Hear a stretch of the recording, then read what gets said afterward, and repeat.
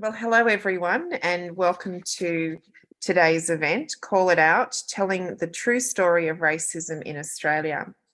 I'm Larissa Behrendt. I'm the Distinguished Professor at the Jumbana Institute in the research unit, but I would like to start this forum with an acknowledgement of country. I know that all of us are in different parts of Australia. So as I acknowledge that I'm on the land of the Gadigal people, I hope that that is an opportunity for you to reflect on the traditional owners on whose land you are on. This is a really important ceremony that we do, the acknowledgement of country, and particularly for an event like this where we're looking at the impacts of colonisation on First Nations. It's a very important part of setting the tone, really, to acknowledge that wherever we are, we're on unceded First Nations country, and it's an opportunity for us to acknowledge the wisdom and knowledge systems that are on that land and to pay tribute to the generosity with which First Nations share that knowledge and that country with us. It's a very appropriate thing. So particularly for the Gadigal, where I've been very lucky to live and work, I acknowledge the elders of the past, the elders of the present. So with that, it's my great honour to be emceeing tonight. I'm filling in for Robert Higgin, who was going to have a role at the beginning, but is unfortunately unwell.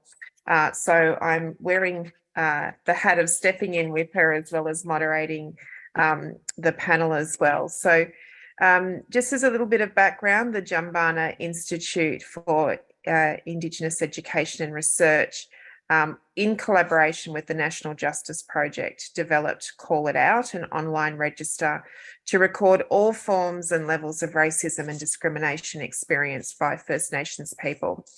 It's been a very important part of our collaboration between the two institutions, the research unit and of Jumbana and the National Justice Project have been involved in many cases for a very long time, starting with issues in the Northern Territory, particularly around the intervention. And we've done a lot of work in the anti-discrimination and anti-racism space, and the criminal justice space. So this, in a way, has been a wonderful project to come out of that work, where there's a lot of synergy in our work for social justice. It's my pleasure to be joined by my distinguished colleagues today, who will discuss the interim report and look at what the data shows for that first 6 months of the register being in place. So I'm going to introduce the panel. Chris Cunneen, it probably needs no introduction, but he is the Professor of Criminology at Jumbana Research. He has a national and international reputation as a leading criminologist specialising in First Nations people and the law, in juvenile justice, restorative justice, policing, prison issues, and human rights. It's a privilege to have him as a colleague, and it's a privilege to have you here tonight. Thank you and welcome, Chris. Fiona Allison is a research fellow at Jumbana Research, whose focus is on improving First Nations civil and family law access to justice and justice reinvestment. She is also data and research lead with Just Reinvest New South Wales, supporting Aboriginal communities to implement justice reinvestment. So welcome, Fiona. It's wonderful to have you here. Thank you. And Lindon Coombes is industry professor and incoming director of research at Jumbana, the Jumbana Institute. He's a descendant of the Yuwalari people of northwest New South Wales and has worked in Indigenous affairs in a range of positions, including director at PwC Indigenous Consulting, CEO of the National Congress of Australia's First Peoples, and CEO of Tranby Aboriginal College in Glebe. Welcome, Lindon. We know racism is an endemic problem in Australia that disproportionately impacts First Nations people. However, the true extent of the impact remains largely unseen and unheard. The Jumbana Institute and the National Justice Project developed Call It Out as an independent, Indigenous-controlled platform that recalls all forms and levels of racism and discrimination experienced by First Nations peoples without the usual barriers of inhibiting reports of racism. So I want to start off the discussion with you, Chris. To start with, I wonder if you can tell us how the idea for creating Call It Out as an online register came about, and then why you think, given all the work you do, that this is so important. Thanks, Larissa. I think, as you mentioned, the true extent of racism is not known, and that was a motivating factor in setting this up, because we knew and we know there's a huge discrepancy around reports by Aboriginal and Torres Strait Islander people about racism, a discrepancy between that and the sort of numbers that we get through anti-discrimination complaints. And this has been proved already by Call It Out. I mean, the first 6 months, we had more complaints than what most of the anti-discrimination bodies would get in a year. And so for us, it's important really to highlight the prevalence of racism, and it's far greater than what official data would indicate. And a part of the purpose of doing that is to make denial of the problem of racism much more difficult to sustain. I think one of the other reasons that motivated us was that we really wanted to create a platform where the voices of Aboriginal and Torres Strait Islander people could be heard, and where they could name and record their experiences of racism. So that for us was really important.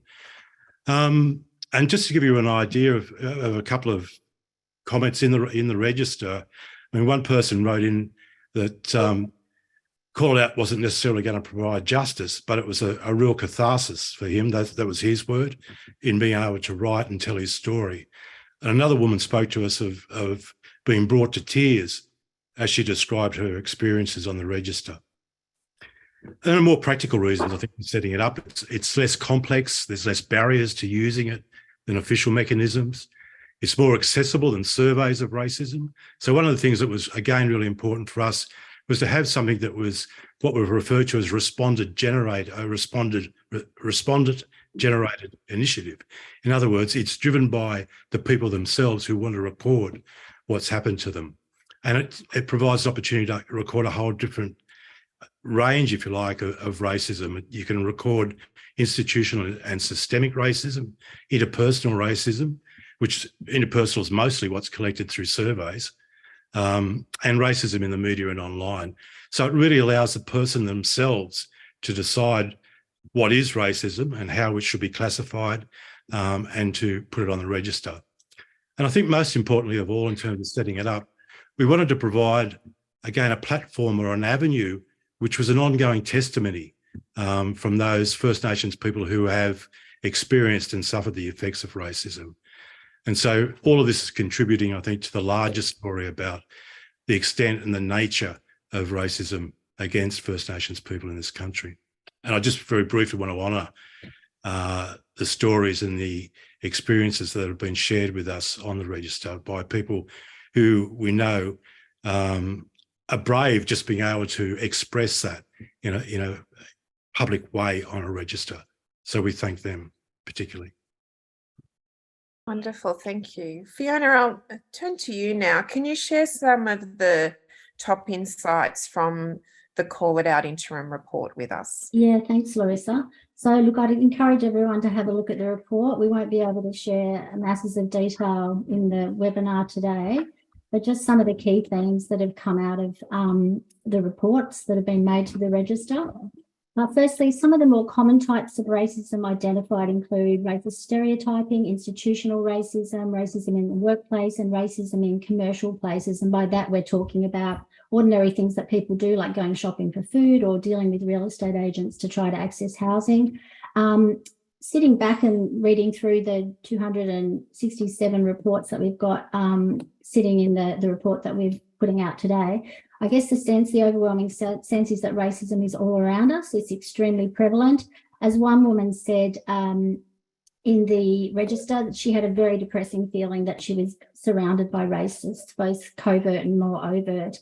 And in the report, we've summarised the scope of the reports in the register as covering small private gatherings, racism arising in the street and in social media, in shops, cafes and buses, hospital beds and classrooms, and in our institutions, our government institutions. Racism also has multiple layers to it, so it happens to people more than once. The register has got reports of multiple incidents, and ongoing racism was reported in 25% of cases. So to give you an example of those layers, a person might report bullying in the workplace, racist bullying, and then try to go to their employer to get something done about it, and that employer fails them and they report that as another racist incident. And the other thing that came out strongly was that it affects all generations. So in the reports that have been made, there's discussion of the effects of past racism on current generations of Indigenous people, but also there's a number of reports in there that speak to children and young people being targeted by racism. So as an example of that, there's a report from a woman who is sitting outside with her children on what she calls a warm summer's night. And as families do, and she's confronted by a group of people exiting a pub nearby that hurl racial abuse at her and damage her windscreen. And what she reported was a deep feeling of sadness that she knew that was the first experience of racism that her kids had had, but there would probably be many more. And another man reported that having experienced racism himself, he had the sense that his children would have, a limited future because this would also be an issue for them moving forward. Another common theme was aggression in racism. So 34% of the reports spoke to various types of aggression, physical and verbal abuse, bullying, property damage, and so on. To give you an example, and it is a little confronting, but there was a young man working in the public service that had made a complaint about a more senior colleague. And in a meeting with other colleagues, that senior colleague said that this young man should be hung, and he reports, continually having thoughts and images of him being hung. There's also a number of incidents reported about physical assaults. So one is about an Aboriginal woman who is called a racially abusive name, and she has her teeth knocked out by a neighbour and has long-term impacts, health impacts related to that. And assault by police is also a theme that comes up in the reports.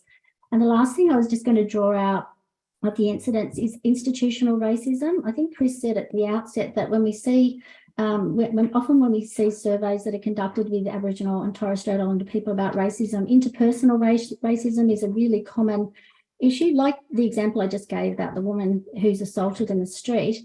But what we do know is that institutional racism is a major issue with significant impacts across all First Nations communities. So it was good to see, I won't say it's good to see, stories of institutional racism, but it was good to see about 21% of the reports speaking to that issue. And within that, there was a lot of comment about government institutions. That includes child protection, education, and justice. Probably the reports that related to health really stood out because we've got, because there was a lot of them, but also because we've got people presenting to health services with considerable vulnerability. They're looking for compassion and, to be cared for. And when that goes wrong because of racism, there's really significant health impacts. So a couple of examples of that people can read in the report is there was a young Aboriginal girl in a hospital bed on a ward, really struggling with hearing impairment and delirium.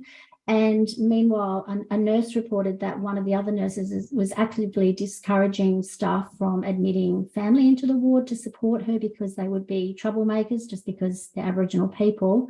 And the other one was a parent's report of their son that passed away, sadly, just after discharge from hospital. He had not received adequate care, and the parent reported that was because he was Aboriginal, and he also had as a discharge address a corrective services address, and their assumption was that had some impact on the care that he received.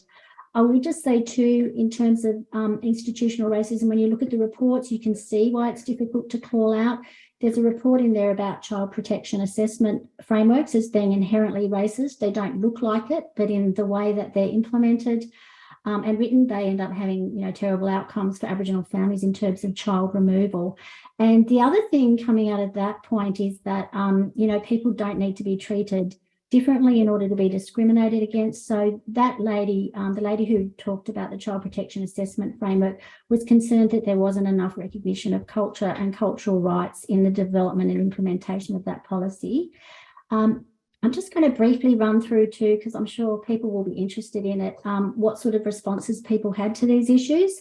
So I know Chris is going to talk about people avoiding places and spaces in which racism occurs, which is a really big issue.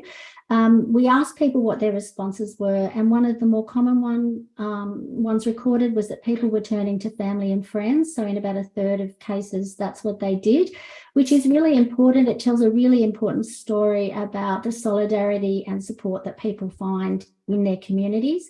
And there's a suggestion in there for initiating a larger scale collective Me Too movement for everyone to come together and share their experiences of racism in order to combat it. Calling out racism is happening, and it was identified in the reports as a really important step to combating this issue. So we saw 10% of people indicating that they'd reported to police or an anti-discrimination body, and 20% had either defended themselves or defended someone else who'd experienced racism.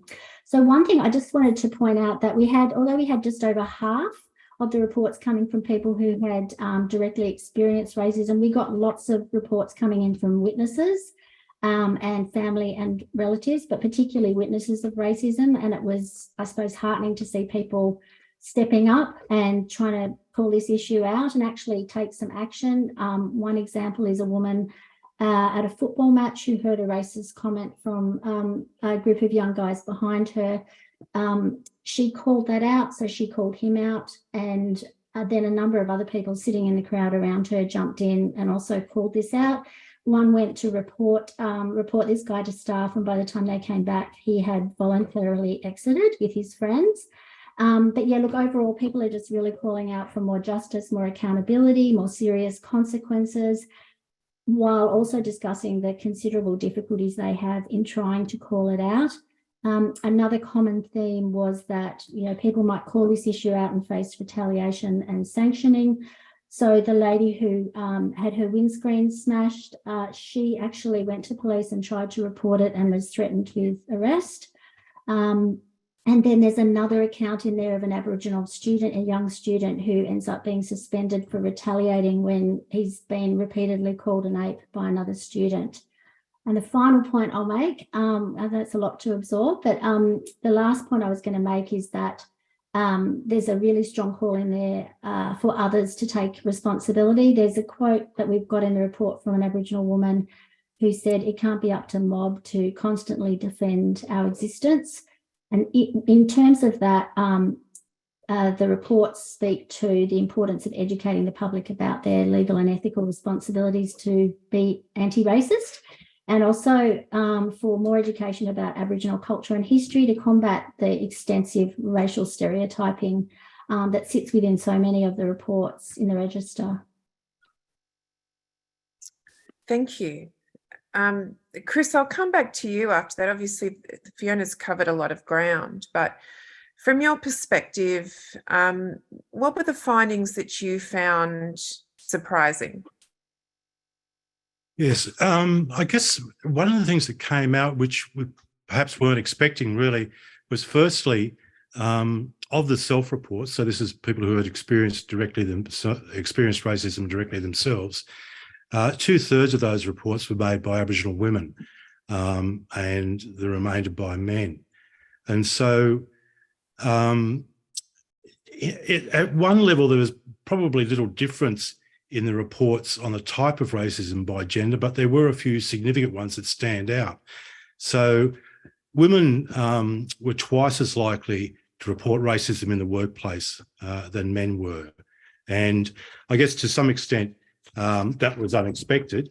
Men tended to report racism more in commercial spaces, online, and in police courts and prisons. And so perhaps that's not unexpected. But the size of the number of women reporting racism in the workplace was. I think the other area, which perhaps is not surprising, but really I think one of the most intense parts of the report that runs all the way through the report are the effects of racism on individuals.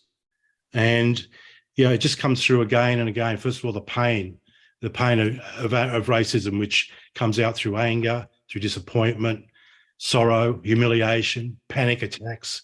And that can be not only about the incident, but by the way it was responded to, which, the lack of response or the type of response can exacerbate those pains.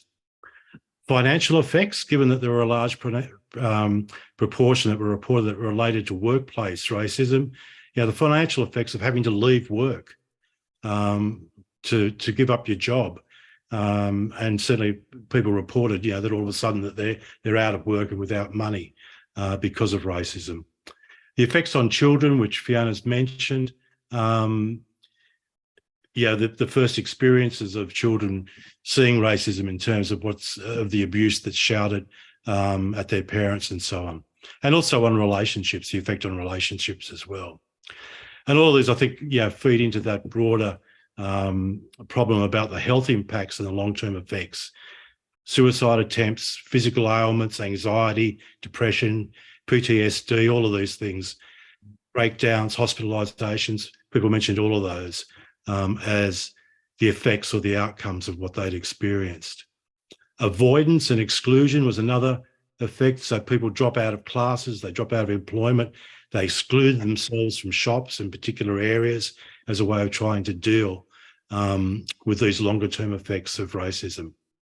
And I think two other areas really that came out in terms of these, the effects of it, were the fact that the racism was so blatant in many cases. And this came up in a couple of reports from non-Aboriginal witnesses, or friends, sorry, of people that had experienced racism, where it was obvious that the Aboriginal person that was there was being treated differently, treated racistly, and the other person wasn't. And it was very blatant, it was very open, and there was no apology about it. And I think the final point in terms of the effects really is prevalence. I think, as Fiona's already mentioned, the prevalence is not surprising to Aboriginal people, but it's certainly surprising when you see it all put together in a register like this. A couple of other points that were perhaps not as expected was the corroboration of accounts of racism between those who witnessed racism, who were often non-Aboriginal people, and the victims themselves. And we saw that in workplace racism, where we had other people calling out racism as a witness, but the accounts largely corroborate the types of things that were happening in the other reports that was self-reported. And similarly in the health sector, we had people witnessing and calling out racism by doctors and by nurses in terms of the way Aboriginal people were being treated. And I think the final point, which I think is a heartening point, is that of witnesses stepping up and doing something about it, not just in reporting to the register, but actually doing something about it at the time. And I think that goes to the heart of the point that's been made, that confronting racism is a shared responsibility for all of us. Thanks, Chris. There's lots to contemplate in that. I want to bring you into the conversation now, Lindon. Obviously, we've heard a great overview of the many elements of and the many manifestations and the many places that people have reported experiencing racism. I wonder, just from your perspective with the work that you've done, do you think that snapshot that's come through in the interim report gives an account of the scope of racism towards First Nations people?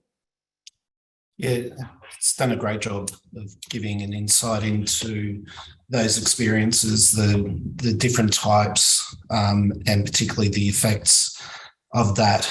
And as Chris said, providing an option for people who, I think one of the other points is that people who report racism don't do it first time it happens. So because there's a lot of gaslighting that can go on with reports of racism. Generally, blackfellas just want to do their job. They just want to go to the footy. They just want to go to a restaurant like anyone else and not be harassed. But unfortunately, they're consistently subjected to this horrible behaviour. And so I imagine it would be the same for the people who, took the time and effort and emotional effort to recount those experiences. And, I remember my first experience of racism was at a rugby league game, and experienced it consistently at something I loved. I loved going to watch my cousin play rugby league, but it became a little bit of an ordeal for, an 8-year-old, as I was at the time, and hearing such venom against a family member and someone I loved. So, picking up on those particular things and just sort of reading through that sort of gelled with me, particularly the one going to sport. But it's hard for a report to sort of encapsulate the full experience of racism, particularly, just based on the 6 months, but this has done an excellent job. Just following up on that, how can we ensure that First Nations people's voices and approaches lead any actions that we take to address the issues being uncovered through the Call It Out register? And one of the consistent themes that I've come across in my work, in our work here at Jumbunna, when you go out and talk to communities, regardless of the issue, whether it's health, education, housing, anything, it's not the first time that people have raised the issue, and it's the same with racism. So the key thing is to listen. It's not that, blackfellas aren't saying this. It's similar with violence, and people pretend that Aboriginal people aren't calling out ranges of behaviour. It's that there's no listening to it, or it's deliberately misinterpreted because people find it all a bit too much for them, perhaps personally, perhaps emotionally, perhaps intellectually. But my one thing would be to listen to Aboriginal people and to believe them. It's incredibly rare that an Indigenous person will put their hand up, share what is many times a very personal, very hurtful experience, just for attention, or make it up to try and prove a point. And that's where this sort of gaslighting comes in. And we've seen that with our work, where Indigenous people may have raised issues over and over and over again, but until it was corroborated generally by a non-Indigenous person, they weren't taken seriously. Their claims were doubted. People would claim a lack of evidence, a lack of proof, and things would be swept under the carpet. And so those are the two key things, to listen and to believe Indigenous people when they speak. Chris, I'll come back to you now. Obviously, a lot of time and energy into the Call It Out register, and we're asking people to share experiences that can often be traumatic. What are you hoping the findings from the interim report will achieve in terms of any change? What do you see as kind of the next steps?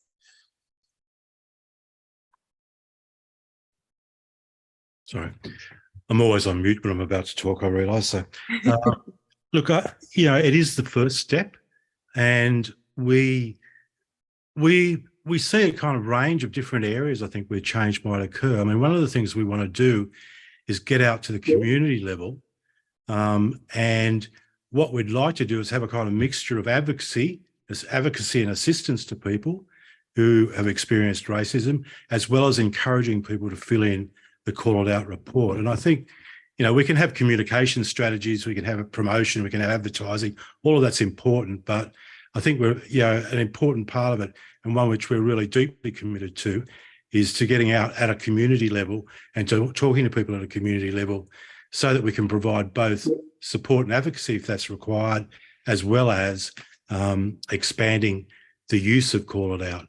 And so I think as we build this, the kind of range of effects are multiple, really, whether it's about anti-discrimination commissions improving the way they respond and work with Aboriginal people, whether it's about advocating for law reform, whether it's about advocating for other types of change. And so I think this is really just the beginning. I mean, we've only had the register up and running since March in the first 6 months, and we've been astounded really by the number of reports that we've got in, with actually minimal amount of communication around Call It Out. And so we're really hoping to build that and build this, I think, as I said at the beginning, as a testimony. I mean, yeah, there's all the policy areas that it can impact on, but for me personally, what I would really like to see this as a living testimony to what's happening, and that's what we need to understand to go beyond it. What about you, Fiona? What are you hoping with the work that you do that the register and the findings in the interim report might lead to? Well, hopefully, the stories that are being called out by witnesses, by people experiencing racism in the register, and also the accounts of people calling things out in person that we've got sitting in our report, might encourage others to do the same, given the difficulties that people face in doing it. I think also we hope it'll be educative, because one of the key themes that's come out is maybe not what, as I said before, one of the strategies that people are putting forward to combat racism is to educate people about racism and its impacts. And that might be particularly in relation to institutional racism, for example, which is still fairly misunderstood. Also, there's some really important first steps in thinking about how self-determination fits into this space, something that Lindon's just been talking about. But, we need to listen to the voices of Aboriginal and Torres Strait Islander people in terms of how they think this issue should be responded to. And there's already some really good examples in there to be listened to, but we hope that there'll be more coming through as well, given that we've only really just started.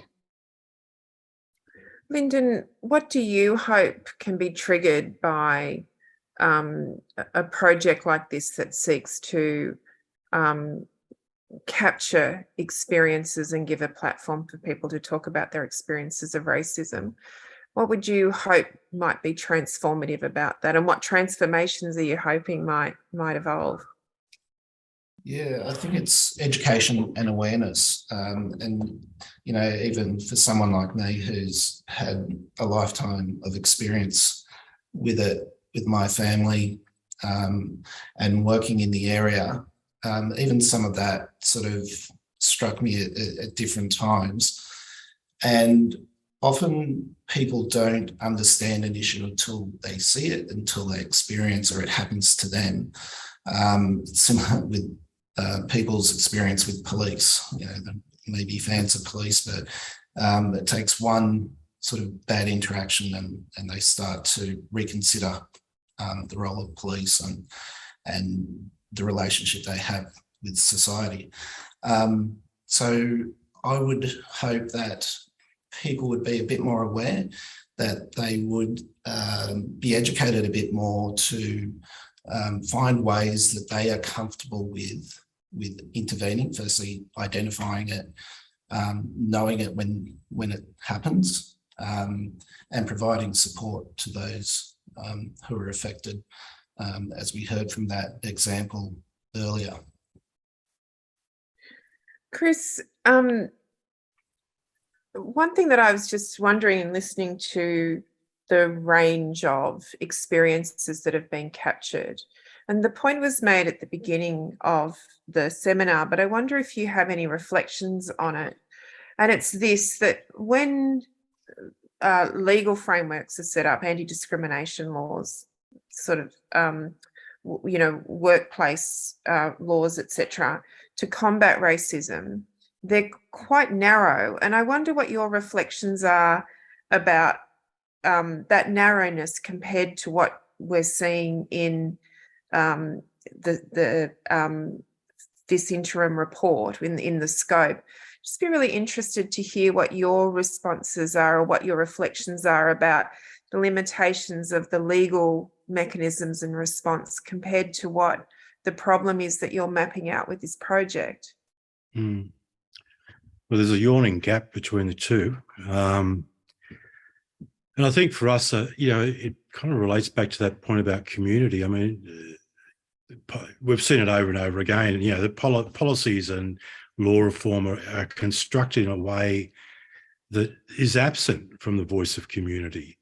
It's usually a bunch of white fellas dressed like I am sitting around a table, talking about what needs to be done in relation to law reform or policy development. And I think, the lack of intersection or interaction between knowledge of what's happening in the community, knowledge of ways of confronting it, the problems of racism and dealing with it. It's that absence, if you like, I think, which is a core problematic in relation to the kind of policy/law reforms and development. And then added to that, you've got a problem where you might have what on paper looks like good policy, but it's not implemented in any way that's meaningful. And so I guess that's my reflection. And I think, and I'm sure Fiona is busting to say something about the importance of direct action. So I think she's probably have some reflections on this as well. Sure. Well, I was going to ask you that too, about what you think individuals can do. So if Fiona's busting, I'll go to her first and come back to you on that one. Fiona, what can individuals do? That is a question. Like, it's is something that you mentioned is being picked up, is that people aren't necessarily passive when they see racism. But what would your advice be to people? Well, definitely to call it out on the register, because we need to kind of pull this story together, this national story, through the register on what's occurring and what responses are in relation to racism at the moment. We've also there's some examples in the register of non-Indigenous people modelling good behaviour in the workplace or in educational institutions or whatever, and not necessarily calling out, but just kind of educating people in their spaces about good ways to, or how to avoid being a racist, basically. So, yeah. And Lindon, what's your reflection on, you talked a little bit about listening, but what are the other actions that individuals can take to combat racism? I think it's, a bit of individual reflection. And and I know this is difficult for people who have sort of racist views and indeed express them, but one of the things I've learned, and I'm still learning about in this area, is that it's never just racism. Within an organisation, I think we've learned that when we look at instances of racism, it's never just the racism. There's something else going on. And so when we did the Collingwood report, it was on the basis of Haridia Lumumba, who reported instances of racism, but he also said that there was homophobia, sexist jokes, an environment that just wasn't professional. And when my experience with people who are racist, it's never just the racism. They're not a great person, that looks after their family, has healthy relationships, is a good person, except they're a little bit racist. It just doesn't work that way. And I've also sort of tried to think around how we know that racism is a destructive force, that it manifests in so many ways and does so much damage, but in a way of trying to, I guess, take away its power a little bit. And that was one of the things that I thought. So, if you're in a pub having drinks with your mates and they say something racist, to shoot them down a little bit, in a constructive way. And, what else is going on? What is causing you to, lash out at people who have done you no harm, that are just minding their own business, existing? What's causing you to be that angry to people who've done nothing to you? And start sort of, deconstructing that a little bit. And then I think you find behind racism is weakness, and people can use their racism sort of as a front for that. So, as I say, I'm still learning about this, but those are some of my sort of observations around that. Can I just ask you this then? Obviously, one of the big national agenda items coming from the Uluru Statement from the Heart is about truth-telling. What is the role of calling out racism in relation to that? It's fundamental. I think the reason that we need a truth-telling process is because it's being contextualized, grounded in racism. That's the whole point of this. And so we can't, leave these discussions sort of unattended to. I think if we go through a truth-telling process and not be serious, and open to difficult conversations, they are difficult, but that racism underlies so much of, I guess, where we are as a country. Chris, I'll come back to you about any additional thoughts about what individuals can do in this space. Look, I think just, in a nutshell, call it out on the register if you have been someone who's experienced racism. But also, I think, the point that both Fiona and Lindon have made, the importance of people who aren't necessarily directly experiencing racism, to stand up and respond to what they see as racism, whether it's in their workplace, cultural activities, football, whatever it is. I think that's they're the most important things to do. Fiona, just picking up on a couple of questions that have come through in the Q&A. First of all, there was a question about whether the research picked up any particular information about the perpetrators of racism. Was there anything that came out in relation to that? It's probably a question for you too, Chris. Do you want to take that, Chris? Well, you can.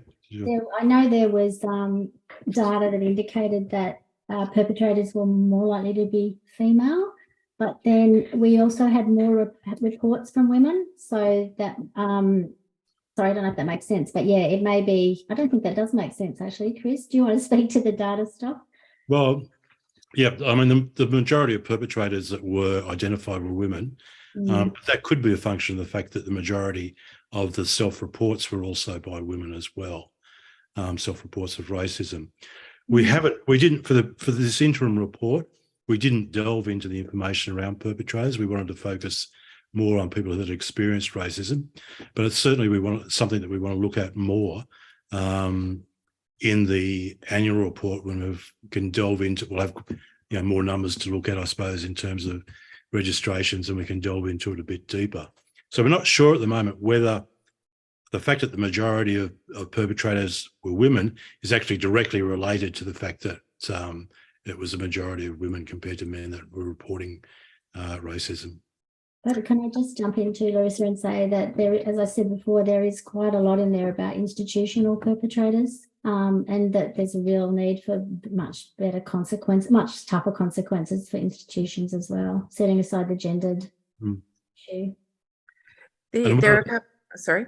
No, I was going to say one of the innovative responses that came in terms of what needs to be done was a suggestion that we should have a register of racist institutions, government or non-government, so that they can be named and shamed. Businesses as well, so that people, and then the Aboriginal woman who was talking about that said she would, boycott those organisations and institutions. Yeah.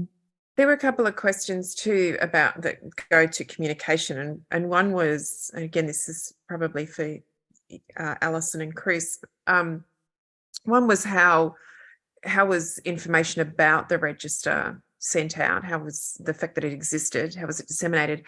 And what are your plans in terms of disseminating the information and research and data that's come out of the registrar so far? Do you want to go to how we sent it out, Chris? Or you can, if you go. Well, I think it was distributed to sort of a network of contacts that we've had. And in terms of what's going to happen moving forward, we're keen to sort of take the register out on the road potentially. So to go out into community and take it out to improve accessibility to it moving forward, so we can gather more reports on racism. There's also some organisations that have approached us that are interested in working with us to take the register out into their institutions and workplaces, and organisations to invite staff to enter reports onto the register. So that's another way that we might get it out. And I just think in this context, it's worth mentioning we didn't have any specific funding. So all the resources that we had essentially no communication strategy because we had no resources for a communication strategy. And so part of how we develop it will depend on some sort of stream of funding so it can be developed and communicated better. And as we've said a few times, we're really committed to taking it to communities. And one of the there are a couple of enhancements that we'd like to make to the register. One is to have it translated into a number of Aboriginal languages and also to make it more accessible for people with disabilities. But at the moment, we don't have resources to do that. Lindon, there's a question here that I'd like to pose to you, and it's a really good one in that it talks about really at the heart of it how hard working in this space is. Probably something that Chris and Fiona could talk to as well. But the observation was made that around this forum and also around the Call It Out register, we of course got a lot of racist comments. There was a lot of, it has been not necessarily something when you do something like this that's very welcomed. I wonder if you could reflect on the challenges of working in this space of anti-racism and how, as a manager of a research team, you manage the fact that there actually is quite a bit of, there's quite a price to pay for working in this area. Yeah, there is. And we've had sort of direct experience of that with a number of our staff who have been targeted both physically and verbally and online. And it's been a subject of recent discussions in here, how we support each other, how we ensure that, this is tough work. A lot of the team are Indigenous people. So the work that we do is a lot of the time things we have personal and family experience of, so that makes it very difficult. One of the sadder parts of this is the predictability of that. And working in this area for nearly 25 years, you just know when you stick your head up and when you speak out around these issues that these sorts of comments and experiences are going to happen. So we have started discussions here at Jumbunna, but it is a real issue given that personal experience and then sort of copying that. And I've always wondered at the venom of this and why someone, these people are irate, they're irrational. If they're not racist, if they think it's a non-issue, their response is way out of whack. So as I said before, I'm not a psychologist, but those people would have a lot of things going on. But the sad part is we can predict it and it can make us stronger. Having shared those tough experiences, do bond us and strengthen our resolve to keep at the work. There's quite a few questions that have come through that talk about that very tricky relationship between systemic racism and individual behaviour. And obviously the register has to date picked up a little bit of both, picked up both of those things.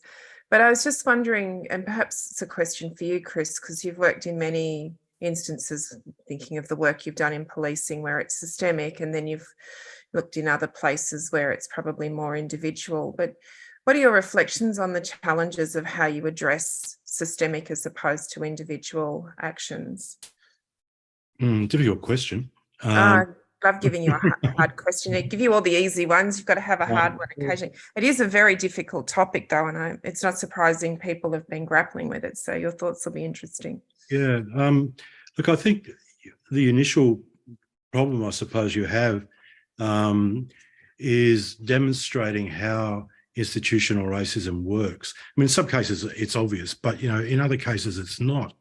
And, you know, I've worked with I'm thinking of corrective services as well as police, where they hide behind, I'm saying they hide behind, they obviously don't think they do, but they hide behind ideas about, you know, evidence-based practice, you know, kind of scientific approaches to dealing with offenders in inverted commas. And yet, if you look at the tools that they use, it's quite evident that they discriminate against Aboriginal and Torres Strait Islander people. I mean, there was a classic example, I won't say the name of the police service, but where they were using a tool, a risk-based tool, that had one of the factors to determine risk was whether the person was Aboriginal or Torres Strait Islander.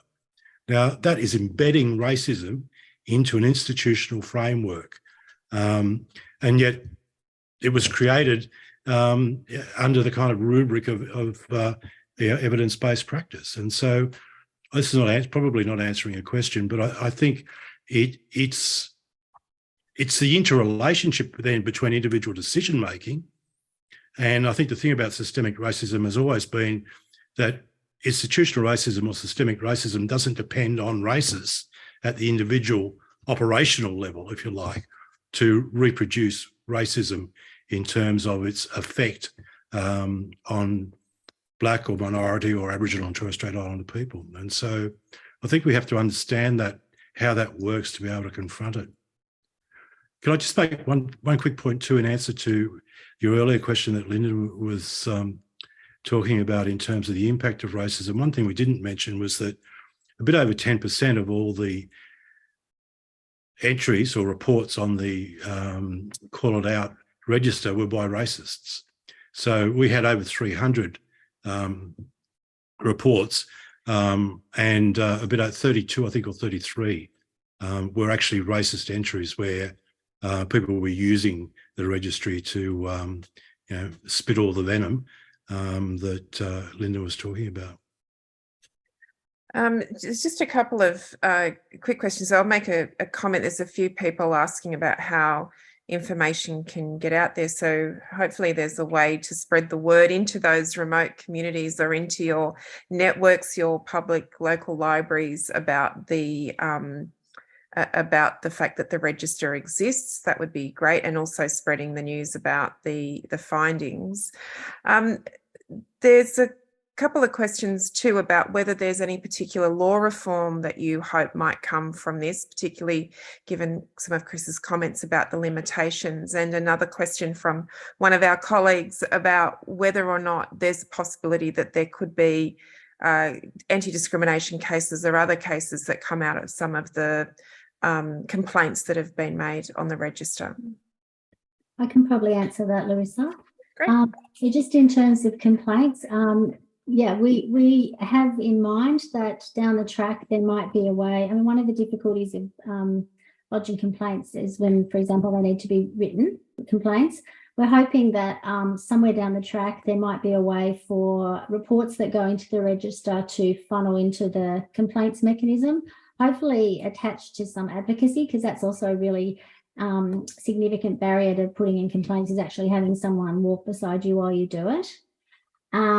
And then, so what was the other question?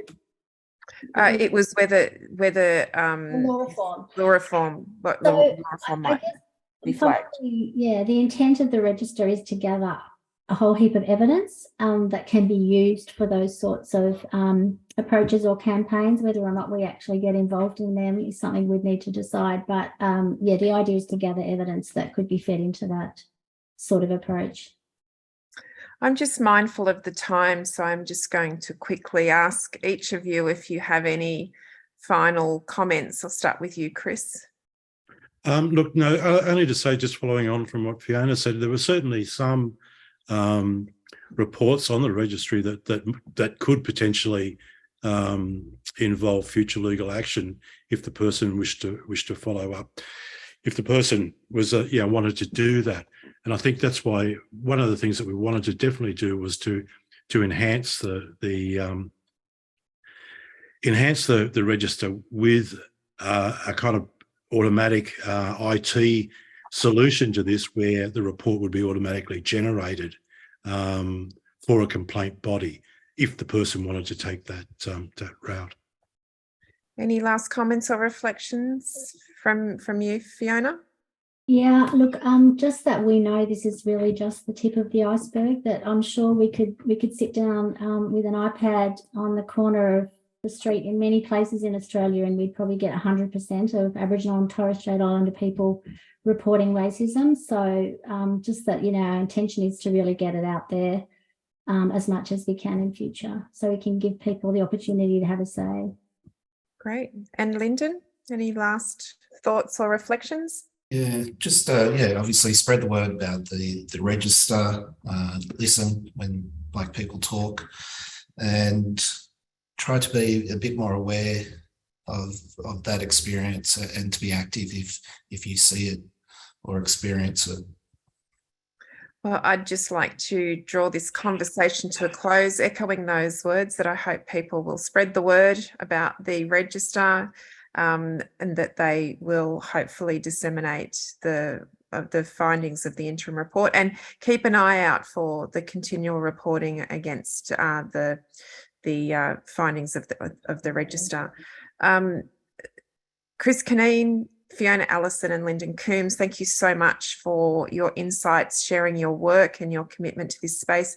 And I'd also like to thank everyone who's tuned in. We had a really, really good turnout for this, which goes to show there are a lot of people that are incredibly interested in this space, are keen to hear what's going on, are listening, want to know more, and keen to find out how to be agents of change. So that's a really heartening thing.